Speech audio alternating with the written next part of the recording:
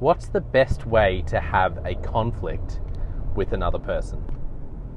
Hey, it's Jonno White here. Welcome to the leadership question of the day. In this podcast, you're going to have 3 tips around doing conflict really well when it needs to happen. And thank you for subscribing, following, liking, sharing. If you haven't done that yet, then please click that button right now. It helps us to get the word out to help more leaders become the very best they can be.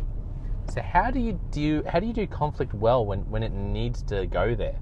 The first tip I want to give you is FBI.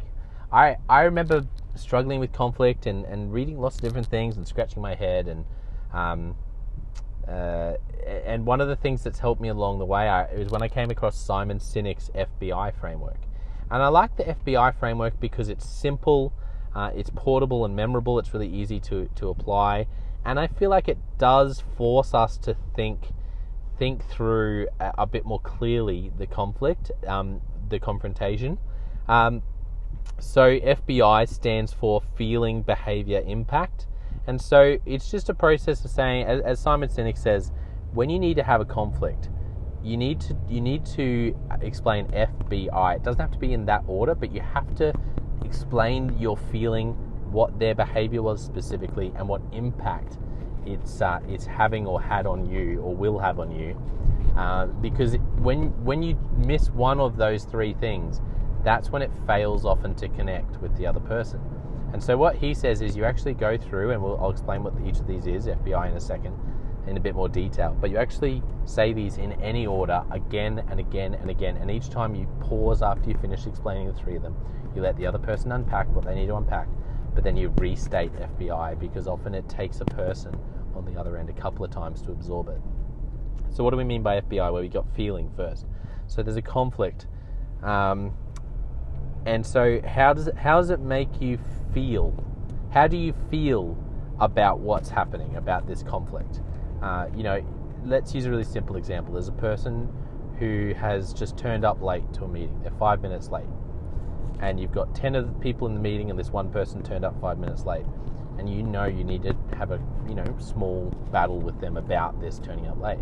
Well, them turning up 5 minutes late, what's the feeling? What's the emotion? So for you, it might be frustration, it might be exasperation, it might be anger. Let's go with frustration. Say you're feeling frustrated as a leader because this person turned up 5 minutes late. Okay, that's the F for feeling. B is for behavior. So what's the behavior? So this is great because it forces you to stop and go, what's the specific behavior that's at play here? Now in this case, the specific behavior is you arrived 5 minutes late for the meeting. Now they might have 10 different excuses, or 10 different reasons, but the point is you arrived 5 minutes late for the meeting. That's the behavior. Okay, the impact. So this is the really clever bit of FBI, because it helps someone, it helps with our communication to actually unpack why this is important to us. And so Simon Sinek talks about this exact situation, someone turning up late, and he talks about the impact being creating a culture of punctuality. And so the impact when this person arrives 5 minutes late, it's not about them being there on time, it's about the culture of punctuality, because you're trying to be consistent with everyone. So when one person doesn't turn up on time, it actually is unhelpful for the whole culture of punctuality you're trying to create. And so that means FBI would go a little bit like this. When you're actually having the conversation, instead of just saying, hey, you turned up late today, what's up with that, man? You actually say, hey, so you might start with the behavior. Hey, I just wanted to have a quick chat with you. I noticed that you turned up 5 minutes late to the meeting. I feel frustrated about you turning up 5 minutes late, because I'm trying to create a culture of punctuality, and so it's not so much about you being late, but when you are late, I have to think about all 10 people and being consistent to everyone, because I'm trying to create a culture of punctuality. And then you stop and you shut up and you let them speak, and the idea is that they go, oh, but I actually had this really good reason, and blah blah blah, and blah blah blah, and I'm not always late, okay. But then once they finish, you say, yeah, I I understand where you're coming from. It's just that I feel really frustrated when you turn up. When you turned up 5 minutes late, I felt frustrated because it's the culture of the whole team's punctuality that I'm trying, that for me as a leader, I'm really trying to work on and be consistent with. And so it undermines that overall culture of punctuality. And so you keep doing that until a reasonable time. But the point is that you're reinforcing the same three things: how I feel, your specific behavior, the impact. And sometimes people need to be reminded of that a couple of times before they absorb it. So that's the first tip, FBI. That's the main one I'm going to focus on. The second tip is to ask yourself, do we need to have a conflict? And you probably want to do this before the first tip, but I wanted to give that first one because it's just a really helpful framework, and sometimes you just have to go there, right? But if it's not a have to go there situation, then the great question to ask is, do I have to have a conflict about this? And I have a book called Step Up or Step Out that I've written about dealing well with difficult people. And one of the biggest things I talk about in the book is that clear expectations are so important. And often when I work with a leader and they're ready to have a big confrontation with someone, we stop and go back a step and look at the expectations and realize, whoa, there's so much lack of alignment around expectations. And it just means, when you have a lack of alignment around expectations, it's like, you're a soccer coach and you put a guy on the field, but you haven't told him whether he's playing soccer or anything else, and you get someone else and you put her on the team, and she thinks it's tennis, he thinks it's rugby league, and you're trying to get them to play soccer.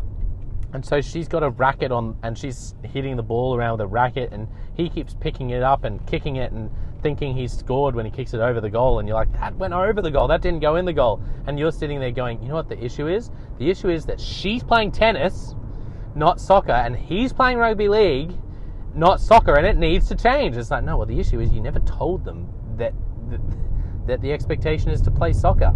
So that's the issue. So if you could actually align all three of you, if you could explain to the two of them the rules of soccer, the expectations of soccer: don't pick up the ball. No, you can't have a racket on the field. And the goal is to get it into that rectangle with the net behind it. Yes, that's a goalkeeper. You've got to try to get it past them. If you clarify those expectations, they go, and they stop picking up the ball. And if they do pick up the ball, now you can say, hey, remember, it's soccer. You don't pick up the ball. I explain this. Rather than telling the rugby league player, why do you keep picking up the ball? He's like, well, that's what I'm meant to be doing, isn't it? So do you have to have the conflict? And then tip 3 is to listen. In property, they talk about location. Well, I feel like in leadership, it's like the value of leadership is listen. It's like similar to location. A leader who falls short in experience, a leader who falls short in strategic, they haven't done, they're not really strong in strategy. If they're a great listener, an active listener who helps people feel heard, then that is so key. So for you, yes, there's times when you just have to go there. Legit, I get that in conflict, right? There's times where you just have to go there. But a lot of the time, we need to listen better. And I say this all the time, but people don't feel heard when you understand them. Okay? When the penny drops for you, that's not when they feel heard. Get that. Take hold of that. When you understand them, when the penny drops for you about what they're explaining, that is not the moment that they feel heard. The moment they feel heard is when the penny drops for them, that you understand them. So they need to have a penny drop moment of their own, that you understand them. That's why active listening, which can feel so redundant, well, I just repeat things back to people. Yeah, but it's because you actually need them to have an aha moment that you understand.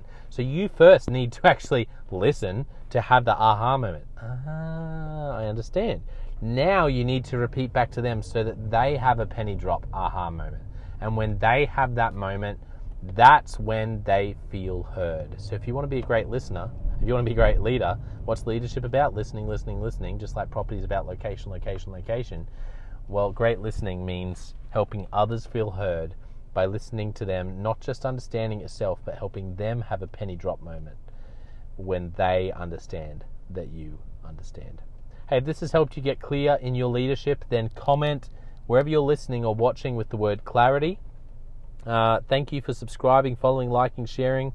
I always love hanging out with you, and I look forward to spending some more time with you next time.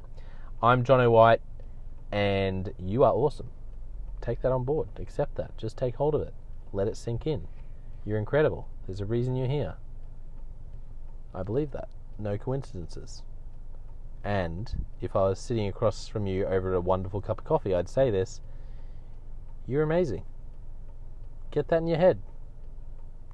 And let's hang out some more another time. Cheers.